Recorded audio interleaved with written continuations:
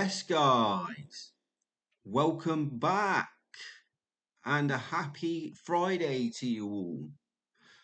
It's the end of the week. It's time to reflect on everything that you could have put right this week and everything you could have learned from this week. We're just going to reflect on the market. We're going to speak about what stuff I went over on Tuesday.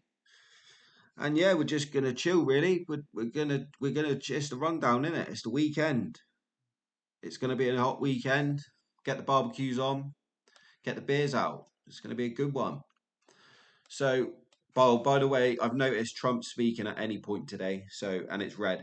So the markets could go crazy at any point between now and close this evening. So let's just get stuck in quick, guys. Okay, it's not going to be a long one today. We're just going to go over some key areas. So the first thing I just want to mention with gold here, right? I drew these zones up the other day, didn't I? And I was expecting it looked like price was going to continue breaking, but as you can see, gold is just literally in sideways consolidation, and it's made the zone, the area that it's in, slightly bigger. Like what I mean by that is this basically like that. So it's made the zone that it's in bigger. And basically, guys, what we're waiting for, we're just waiting for a catalyst to be able to get price out of this area. And that catalyst could be Trump speaking today at any point because that's due. There is some news as well. I want to say at 3 o'clock, so they could be two big movers for this gold to get out of this range. So that's that really on gold, guys. To be honest, I'll go over it more in depth on Sunday when I do it. Do my reviews of everything and my analysis. But at the minute, guys, we're just sideways in a range still. So that's pretty much it with gold. We will check. Um, dun, dun, dun. Just done a live trading session with people in my group, so that's why Discord's going a bit crazy at the moment. There we go. We'll just check the US dollar as well. So the US dollar did break out of this consolidation, but it's now got itself back in. And again, guys, we're waiting for catalysts to be able to get prices out of these areas. We want price out of these areas to then see the direction of where we're going to be heading for the next week or two, couple of weeks. So this 4 hour candle that's now on the dollar, that's had a rejection to the upside, so it's now turning bearish. I This isn't this. You could say this is 4 hour demand here, this little bit here, but it's got big gap below it to the next demand. So I can imagine this is just going to get pushed to one side, and the US dollar to continue to drop. I would love to see the US dollar drop to around these demand zones down around here. But then one thing you'd have to bear in mind is we've broken this low as well. So then you wouldn't really be in an uptrend anymore. So to be honest, that's one thing I'll go over Sunday. I've got some pretty valid points I need to go over with you all on Sunday with the US dollar. We will definitely cross that bridge on Sunday. Let's Euro USD. I know people are in Euro USD shorts. Again, same sort of scenario, guys. Do you see what I'm saying? Like nothing, everything is just doing nothing. It's just sideways. In terms of what I mean by like, look at this, big moves, big moves. All right, it's slowish, but it's a gradual move, isn't it? Even that is a gradual move. This is just up and down, noise, rubbish, not really good. So again, it's going to be a news catalyst that's going to cause this to go in either direction. And people have taken shorts from this supply here, which fair play, happy days. I don't blame you, to be honest, because I said, didn't I, the Euro USD, you'd be silly not to trade against the USD at the moment because it's going to get weaker. And we've tapped in. Well, yeah, we have tapped supply. I know these aren't very accurate, but when you do put them in an accurate area, you can see that it's, you could start it down there, you could start it there, start it there. It's definitely tapped into supply. But the one thing I'm concerned with, which I spoke to a few individuals about, is the 4 hourly uptrend here. This is one thing that I like to pay attention to. Yes, although we've hit supply, we've had a rejection, but we've not broken lows. We've just had a reaction. That is it. You have a reaction and start breaking this low and start breaking this low, then you're sort of thinking, right, yeah, now we're cooking.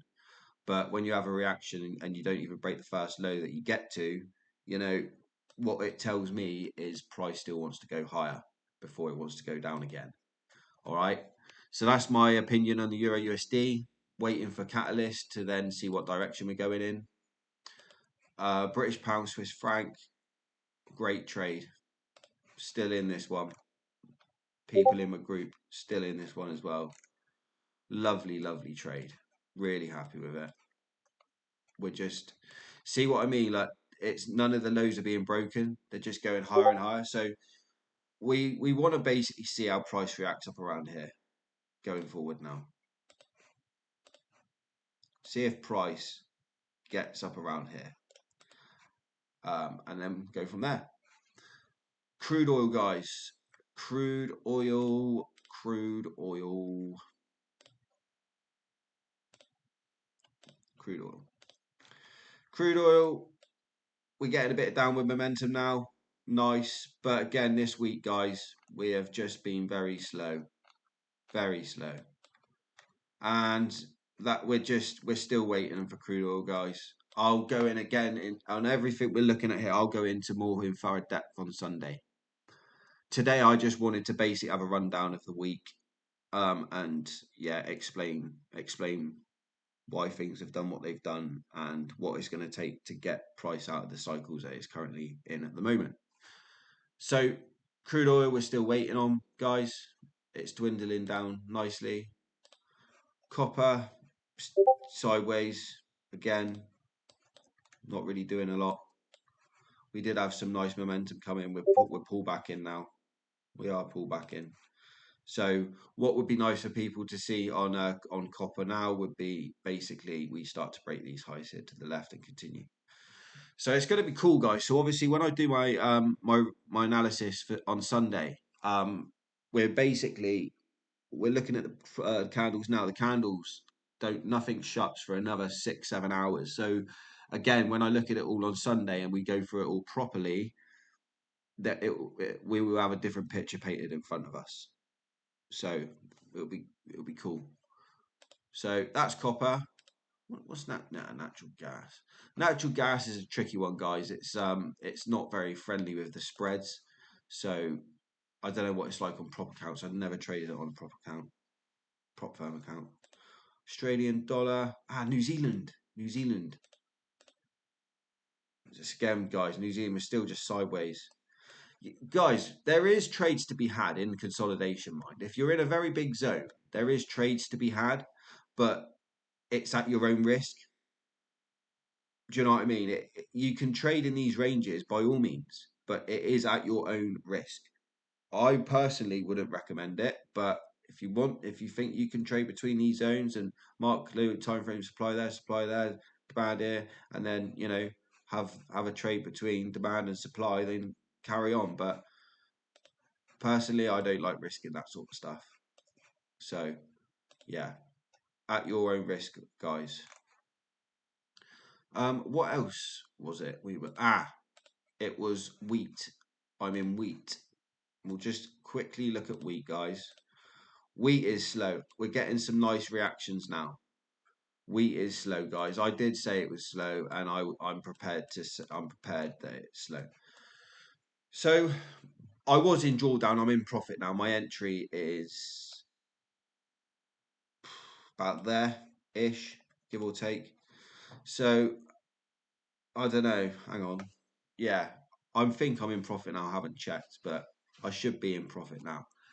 I have been in drawdown for a few hours, but it is what it is. It's all part of swing trading. It's what I like about swing trading. You just glance at it every now and again and just see what it's doing. So I'm still happy with wheat, guys. I'm still really comfortable with wheat, and I know wheat has got a lot of potential. We have a lot of targets to the upside on wheat, guys. A lot of big targets. Big targets. Where is it? There is gaps. Weekly. There. That gap there. This is basically my target on wheat. That weekly gap. Weekly gaps, guys, are not sustainable. Completely unsustainable. Obviously, it's going to take weeks to get it filled, but that ultimately, I would like to see my target on wheat. This is a very, very long-term swing trade, guys, for me personally. It's negative swaps, though, unfortunately, but it's, part of business and part of trading. So we'll roll with it. We got cocoa as well. We got orange juice and also all the stocks that I like to go over. So Apple, Google, Microsoft. We're going to go over some new stocks. We're going to go over a stock that I spoke about a few weeks ago. See how that's getting on. That was an underground utility company in Sweden. So we'll have a look at that. And yeah, we're just gonna on Sunday, guys. It'll be a lot longer session, more in depth. We'll go for it basically. But I'm not going to keep you too long because it is Friday and you're all glad it's the weekend. I'm glad it's the weekend, and just go and enjoy yourselves. Chill out, have a couple beers, have a barbie, see your friends, and just have a good one really. And I'll see you on Sunday. Cheers.